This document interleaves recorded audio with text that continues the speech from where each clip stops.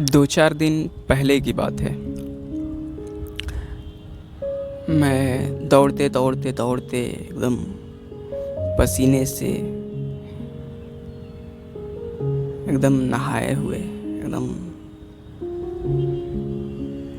पसीना पसीना होकर पहुंचा यहाँ से करीब 1 किलोमीटर दूर गंगा के तीर पर मरीन ड्राइव। तो वहाँ पर बहुत सारे स्टॉलें थी, बहुत सारा दुकानें थी, खाने वाला, पहनने वाला, सजाने वाला, खेलने वाला, कूदने वाला, मनोरंजन करने वाला, बहुत सारे दुकानें थी। उसी में मुझे एक दुकान दिखी किताब की। मैं गया पास में गया तो वो किताब की स्टॉल थी आचार्य प्रशांत की। आचार्य प्रशांत की जितनी भी किताबें थी देखा वहाँ पर है। तो मैंने कहा बड़ी अच्छी किताबें हैं। देखा मैंने किताबों को और देखा कि जो युवा जन थे वो किताब को लोगों को दिखा रहे थे और उनको देने का मतलब प्रयास कर रहे थे। उनको किताबों के बारे में बताने का प्रयास कर रहे थे, किताबों को सेल करने का प्रयास कर रहे थे। मुझे भी थोड़ा इच्छा हुआ कि मैं भी थोड़ा प्रयास करता हूँ, देखता हूँ किताबें को, लोगों से बताता हूँ किताबों के बारे में। मैं भी थोड़ा अपना एक्सपीरियंस देखता हूँ सेल कर पाता हूँ कि नहीं। तो मैं भी किताबें उठाया और बताना शुरू किया कि ये देखिए किताब है आचार्य प्रशांत जी का। और आप अगर यूट्यूब से जुड़े होंगे, यूट्यूब पर इनको देखते होंगे तो आप जान सकते हैं कि इस समय दुनिया भर में सबसे अगर कोई सही टीचर है, कोई सही गाइडर है युवाओं के लिए, खासकर जितनी युवा पीढ़ी है, तो पहला नाम आचार्य प्रशांत का ही आता है। तो ये लोगों से बताता था जो लोग थोड़ा ठहरते थे या जानने की इच्छा रखते थे या उनको जानते थे। तो करीब वहाँ पर मैंने 2 घंटा ऐसे ही व्यतीत किया और मुझे बहुत अलग अलग तरह के अनुभव मिले। मतलब बहुत डिफरेंट तरह के लोग मिले। किसी को देखता, ज़्यादातर औरतें या थोड़ा बड़े उम्र के लोग थे, तो आते थे, उनको दिखाता भाई। तो कब किसी पर किसी भगवान का भी फोटो होता था किताबों पर, तो भगवान का श्री कृष्ण का ही मात्र एक था। तो देखा उन लोगों को वो जानने के बजाय, उस किताब को आकर पढ़ने के बजाय वो यहीं से दूरी से नमस्कार करके चले जा रहे थे। मैंने कहा बाप रे, कितना बड़ा मतलब हम लोग ये बवंडर फैला रखे हैं अपने समाज में। मतलब समाज का असली उस दिन मुझे आईना दिखा, मतलब एकदम रिफ्लेक्शन मिला कि सच में हम लोगों ने किस कदर समाज को बर्बाद किया। हम लोगों ने बस एक प्रतीक को बस प्रतीक ही भर लिया है, उसे हमने कुछ सीखा नहीं है। बस उसको हमने सजावट की तरह ले लिया है। हाँ, कि भाई भगवान है तो बस उसको मंदिर में कैद कर दो, मस्जिद में कैद कर दो, कहीं पर धार्मिक स्थलों पे कैद कर दो, उससे कुछ सीख मत लो। उसको सहारा बनाओ भोगने का, उसको सहारा बनाओ अपने मस्ती को कायम रखने का, उसको सहारा बनाओ अपने अंधापन को कायम रखने का, उसको सहारा बनाओ अपने को, मतलब कि चोट ना पहुँचे, अपने भोगपंथी को और कायम रखे। उसका सहारा बना लिया हम लोगों ने। हमने कहा कि भाई साहब ये अब ये क्या लोग उस कृष्ण से, उस दर्शन से, उस विजडम लिटरेचर से, उस साहित्य से क्या लोग ये सीख पाएंगे जो आकर थोड़ा उत्सुकता भी ना करे देखने का, सीखने का, अपने को, अपने डरों को तोड़ने का, तो क्या ही सीख सकता है। तो थोड़ा अजीब लगा मुझको। हाँ, वयस्क लोगों को देखा कि उनसे कहा क्या ये किताब पढ़िए, देखिए, तो कहते हैं कि यही उम्र है किताब पढ़ने का, अब तो उम्र बीत गया। मैंने कहा माथा पीट लिया है तेरी की। अभी ये बंदा 35-40 का है, इसके पास अभी और नहीं तो कम से कम 20 साल 25 साल उम्र बचा है, और वो भी ये अंधेपन में दुनिया को बर्बाद करते हुए, खुद को बर्बाद करते हुए बिताना चाहता है। युवाओं से कहा कि युवाओं से जो युवा थे हम उम्र के, उनसे बोलता तो बोलते हैं कि सिलेबस अभी ख़त्म ही नहीं होता है। ये कहाँ से हम लोग किताबें पढ़ें भाई, कहाँ से सिलेबस होगा। कभी उत्सुकता दिखाई नहीं किसी चीज़ के प्रति, कोई प्रेम, कोई लगाव जगा ही नहीं किसी चीज़ के प्रति, तो वो सिलेबस के प्रति तुम्हारा कैसे जग जाएगा? और उनसे मैंने कहा भी कि देखो भैया, तुम्हारा सिलेबस भी इसीलिए तुम्हारा फिनिश नहीं हो रहा है, वो भी मात्र तुच्छ सा छोटा सा सिलेबस तुम्हारा सा ख़त्म नहीं हो पा रहा है, क्योंकि सही में तुम उस सिलेबस को, उस उद्देश्य को, जिस लक्ष्य को तुम अपना मान बैठे हो, वो तुम्हारा अपना भी नहीं है ज़्यादातर मायनों में। तुमको बस ऊपर से समाज के द्वारा और बाहरी लोगों के द्वारा तुम्हें पर बस एक स्टिकर सा चिपका दिया गया कि तुम्हें यही तो करना चाहिए, ना कोई लगाव है उस चीज़ से, ना कोई तुम्हें खास ज़रूरत भी है। कभी ऐसा हुआ कि तुम सिलेबस ना पढ़ो तो बेचैनी हो जाए कि आज तो सिलेबस है, और मौज आ जाता कि आज सिलेबस पढ़ने को नहीं मिला, आज क्लासेस बने, कितना मज़ा है। तो चीज़ क्या ही तुम में बदलाव, क्या ही तुम में कुछ वृद्धि कर पाएगी जिसके प्रति थोड़ी लगाव, थोड़ी प्रेम ही ना हो। तो मैंने बताया लोगों से कि देखियो, ये जो टीचर हैं अभी जो इनके बारे में हम लोग बता रहे हैं, इनको अगर आप फॉलो करते हैं, इनको सुनते हैं, तो ये नहीं होगा कि आप ढोंगी बन जाएंगे बाबाओं की तरह। जो अदर बाबापंथी चलता है हमारे समाज में, ढोंगीपंथी की सारा काम छोड़कर ढोंग में अपना विलीन हो जाओ, नारेबाजी करने लगो रोडों पर, तो वो सब ये छूट जाएगा तुम्हारा। और ये सब कभी नहीं करोगे। तुमको होगा क्या कि अगर एक अच्छा विद्यार्थी हो, तो एक विद्यार्थी हो ना, तो और एक अच्छा विद्यार्थी बन पाओगे। एक इंजीनियर हो तो एक और अच्छा इंजीनियर बन पाओगे। एक अच्छा डॉक्टर बन पाओगे। एक अच्छा टीचर हैं तो एक अच्छा और टीचर बन पाएंगे। मतलब आप में एक अच्छाई जुड़ जाएगी, आप में थोड़ा सा बोध आ जाएगा। जो भी कार्य करिएगा एक अच्छे केंद्र से करिएगा। मतलब आपके केंद्र में, आपके सेंटर में, आपके काम के सेंटर में जो होगा ना, एक बड़ा ऊंचा लक्ष्य होगा। तो ये चीज़ आपको मिलेगा। और काम को आप जो अभी यूं ही टार लेते हैं ना, ये काम तो ये छोटा है, क्या ही पढ़ना है, मेरा सिलेबस ही क्या पढ़ना है, इसमें क्या ही है, हाँ परीक्षा से 4 दिन पहले पढ़ लेंगे, ये नहीं होगा। वो आपको ये नहीं कहेंगे कि ना सिलेबस छोड़ दो, यही किताब पढ़ो। वो कहेंगे पहले सिलेबस ख़त्म करो बचवा, और तुम सिलेबस ख़त्म करोगे।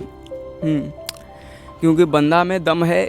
सुनता हूँ, लोग भी सुनते हैं जिनसे मैं पाया हूँ, रिफ्लेक्शन वो अपना देते हैं लोग, तो पता चलता है कि हाँ सच में बदला है बंदे ने, इस व्यक्ति ने, इस आज की युवा पीढ़ी को। नहीं तो आज से पहले युवा पीढ़ी तो हमारा छिटक ही रहा था।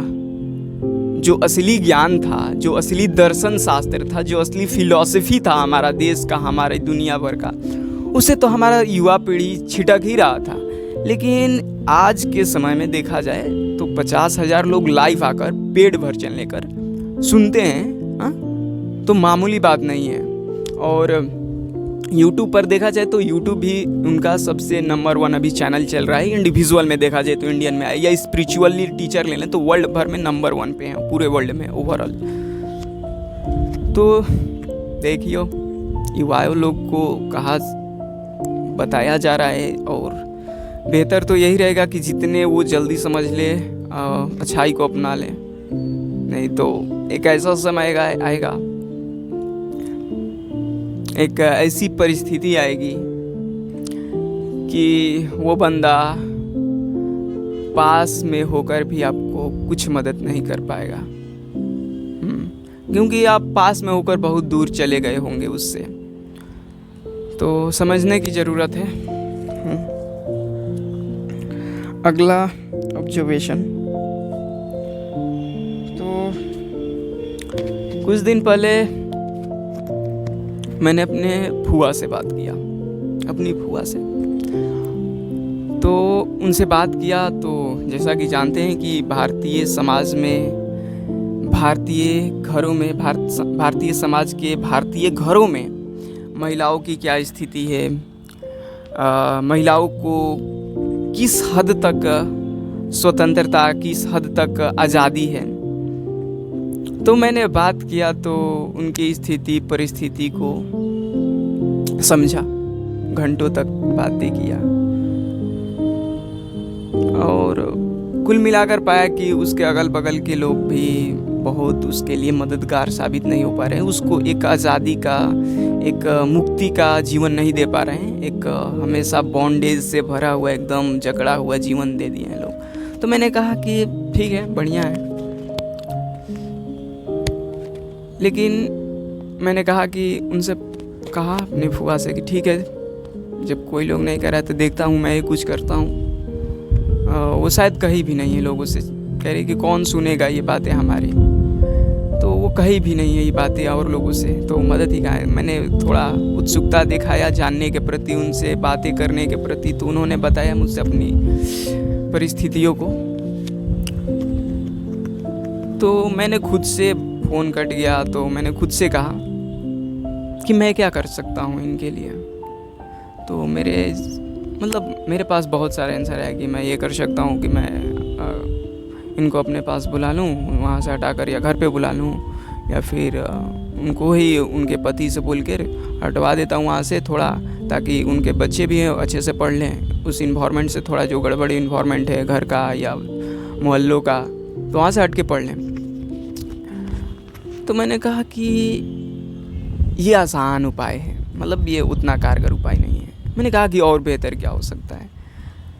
तो मैंने कहा कि बेहतर उपाय ये हो सकता है कि न सिर्फ एक फुआ को, एक महिला को, बल्कि कुछ ऐसा किया जाए कि थोड़ा बहुत हमारे समाज की हर महिला को मैं मदद का पात्र बन सकूं, उनके लिए सहारा बन सकूं,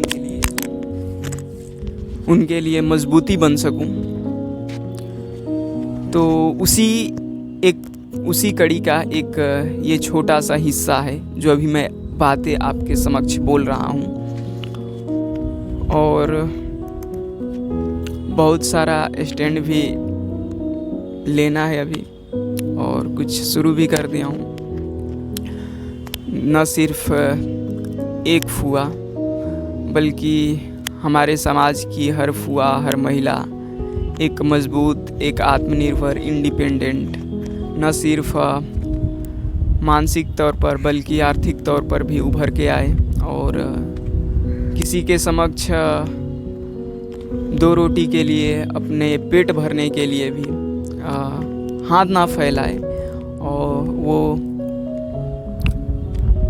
इतना कर सके कि वो खुद से खुद की 2 वक्त की रोटी कमा सके। तो लोगों से सही ढंग से एक बात कर सके। हाँ, क्योंकि बात सही तभी भी होगा जब हमारे पास सही विषय होंगे, सही लक्ष्य होंगे, सही उद्देश्य होंगे। तो सही लक्ष्य, सही उद्देश्य दिया जाए। तो मैं भरसक यही प्रयास करता हूँ अपने तरफ से। ठीक है, स्पेसिफिक होना कभी कभी ठीक है, लेकिन स्पेसिफिक ही रह जाना ठीक नहीं है। जेनरिक होना पड़ेगा, नहीं तो हर कोई अपने को देखना लगे तो एक तरह का अराजकता आ जाएगा, बहुत प्रलयकारी स्थिति आ जाएगी हमारे समाज में कि हर कोई अपना अपना देखने लगे। तो बेहतर यही होगा कि हर किसी को अपना ही माना जाए, हर महिला, हर पुरुष को एक मजबूत बनाया जाए। जो अत्याचारी हैं उनके एक गर्म रुख दिखाया जाए, और जो कमज़ोर हैं, जो दबाए हुए हैं, जो सताए हुए हैं, उनके प्रति एक नरम रुख दिखाया जाए, उनके लिए सहारा, मददगार साबित होया जाए। तो बस यही कहना चाहूँगा, और बहुत कुछ करना चाहूँगा आगे।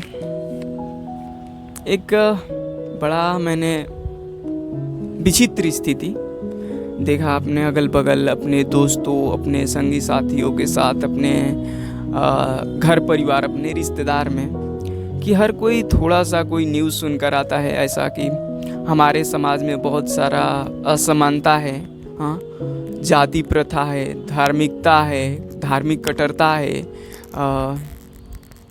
असमानता है, मतलब बहुत सारी तरह की क्रूरताएं हैं। लोगों में थोड़ा सा भी तहजीब तमीज़ नहीं है, मतलब लोग एकदम से आज के ज़माने में एकदम चरम सीमा पे अपने पहुंच चुके हैं। हमारा समाज बिल्कुल बर्बाद हो चुका है, लोग बर्बाद हो चुके हैं, इसको अब कोई नहीं बचा सकता। बहुत गड़बड़ स्थिति हो गई है। हर दिन न्यूज़ देखो तो कहीं पर कोई दुर्घटना हो गया, तो कहीं पर बलात्कार हो गया, तो कहीं पर न जाने किस प्रकार की मानव जनित आपदाएं आ रही हैं, हत्याएं हो रही हैं, खून बहाए जा रहे हैं, तो ये सब हम लोग सुनते हैं और लोग हमसे आकर कहते हैं। तो मैं एक ही जवाब उनसे आजकल कर रहा हूँ, एक ही सवाल उनसे कर रहा हूँ कि भैया आपने क्या किया? ठीक है, हमारे समाज में अत्याचार हो रहा है, उस अत्याचार के प्रति, उस असमानता के प्रति, उस क्रूरता के प्रति आपने क्या किया? क्या एक छोटा सा एक कार्य आपको समर्पित गया उसको रोकने के प्रति, उसके विरोध में, उसके समाधान में? आप आकर बोलते हैं कि ऐसा है वैसा है। ठीक है, आपने क्या किया? और जब तक हम ये नहीं कहेंगे कि हमने क्या किया इसके लिए, इसके सुधार के लिए, इसके समाधान के लिए, इसके बदलाव के लिए, तब तक सुधार नहीं आएगा। क्योंकि जो बीमारी फैली थी ये पूरे हमारे समाज में, वो फैली थी एक छोटे छोटे स्टेप्स में ही, छोटे छोटे कदमों में ही। एक ही दिन ये बीमारी इतनी बड़ी उत्पन्न नहीं हो गई थी, एक ही दिन प्रलय आ गया था। अभी हम लोग फिलहाल में सुना था पूर्णिया का एक केस कि वहाँ पर एक घर में 5 लोगों को इसलिए जला दिया गया कि उन लोग, पूरा गांव वाला उनके घर को डायन का उपाधि दे दिया था कि ये लोग डायन हैं, ये लोग भूत पिशाच से जुड़े हुए लोग हैं। और हुआ क्या कि एक दिन पूरे गांव वाला मिलकर उस घर के 5 जनों को, मतलब 5 ही 6 जन थे, तो पेड़ में बांधकर जला दिए, जलाकर मार दिए। अभी फिलहाल 2-3 दिन पहले की घटना है। तो मैंने कहा कि क्या एक ही दिन में ऐसा हो गया होगा कि इतना प्रलयकारी स्थिति आ गया होगा कि लोगों को जलाकर मारना शुरू करते हैं? नहीं, अंधविश्वास और वैज्ञानिक विचारधारा से मतलब छिटकना हमारा समाज का एक ही दिन नहीं हो जाता है, और इतना क्रूरता एक ही दिन नहीं आ जाता है। वो धीरे धीरे वो भी जन्म लेता है, एक पौधे की तरह। पहले छोटा सा बीज कहीं से पड़ गया होगा, अब वो कोई आकर उसको पानी दे दिया, कोई व्यक्ति उसका आकर खाद दे दिया, उसके साथ खड़ा हो गया, तो कोई उसका आकर थोड़ा सा प्रकाश दे दिया, तो वो पौधा धीरे धीरे पनपते पनपते पनपते पनपते बड़ा हो जाता है। तो ये वो डायन करार देकर मारा गया तो एक ही दिन नहीं मारा गया होगा, वो धीरे धीरे कई कड़ियों में वो पनपा होगा, और फिर जाकर एक प्रलयकारी उतनी स्थिति, भयावह स्थिति आई होगी। मैंने कहा कि वो तो डायन करार देकर मार दिया होगा, कितने घरों में मारा जाता होगा लोगों को, कितने उनको, पहले तो समाज के लोग उनसे बातें करना बंद कर दिए होंगे, फिर उनसे खान पियान तोड़ दिए होंगे, फिर उसको अलग दृष्टि से ही देखना शुरू कर दिए होंगे, फिर गाली देना शुरू कर दिए होंगे उस घर को। और वो एक अशिक्षित ही मतलब क्षेत्र था, और थोड़ा अशिक्षा का वहाँ पर देखा मैंने कि बहुत कंप्लीटली एकदम अंधेरा छाया हुआ था। और तो ज़रूरत है भैया, मतलब क्या शब्द ही कभी कभी नहीं बचता, या शब्द भी होते हैं, मतलब सोचता हूँ क्या ही बोलूँ। मैं सोच रहा था कि बोलूँ, फिर कहा कि क्या ही बोल कर करूँगा। जो अंदर भावना उठती है वो शायद शब्द में भी ना आ पाए, तो बोलने का क्या ही फ़ायदा। लोग बोलेंगे कि बोल भी रहा है, शायद वो हमारे शब्दों के माध्यम से पहुंच पाए या ना पहुंच पाए लोगों से। इसलिए बोलना भी कभी कभी बेतुका ही लगता है मुझको। खैर बढ़िया है, बोलते रहूँगा, बोलते तो रहूँगा। शायद किसी एक की भी मदद हो जाएगी ना तो बड़ी बात होगी। शायद एक ही बच जाए।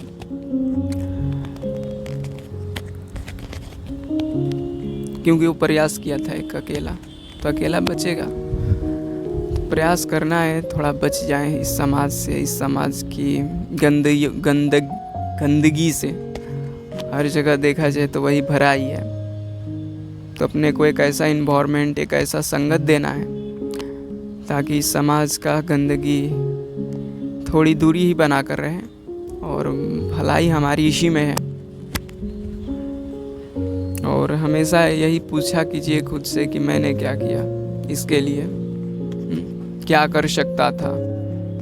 एक छोटा ही काम, जरूरी नहीं कि उसके लिए रोडों पर उतर कर धारणा करना है। अपने फ़ोन से जागरूकता फैला सकते हैं, मैसेज करके, मैसेज भेज के, पोस्ट वो भेज करके, शेयर करके, वैसे लोगों को सपोर्ट करके जो ये अंधभक्ति, अंधविश्वास, सुपरस्टिशन के प्रति उसके विरोध में खड़े हैं, उसको दबाने का प्रयास कर रहे हैं, हमारे समाज से अंधविश्वास मिटाने का प्रयास कर रहे हैं, उन लोगों के साथ खड़े होकर आप अपने तरफ से मदद कर सकते हैं। तो समझना है और हमेशा खुद से पूछते रहना है कि मैं क्या कर सकता हूँ इसके लिए। ठीक ना?